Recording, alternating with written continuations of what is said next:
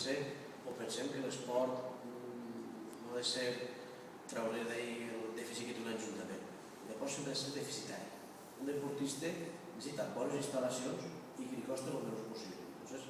Pensem que la taxa que van aprovar no és correcta, perquè al final de la correguda és de treure 107.000 euros a l'any, quan a la fetge d'avui ja n'hi ha menys abonats, estan venent-se menys entrades, tot això perquè la gent jove està a ser fora al poble.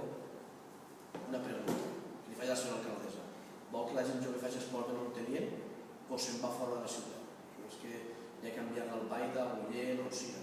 I penso que és molt important el recolzament que nosaltres tenim al dins del registre de Codi Jove, i a part la reunió que mantindrem avui, que la gent que està patint aquests 11 euros, 18 euros, 3 euros que paga per gastar llum quan va per la nit, pensem que no és correcte.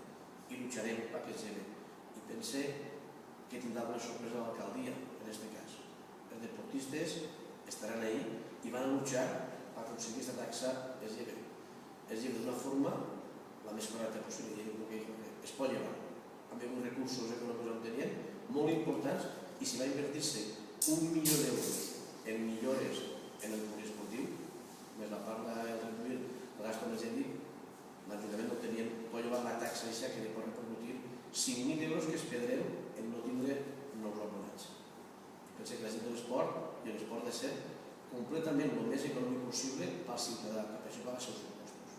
No tinc res més que dir, sinó que esperar que el més pronto possible la Junta de Govern elimine la taxa de pagar per gastar llum en l'equip esportiu i per les instal·lacions.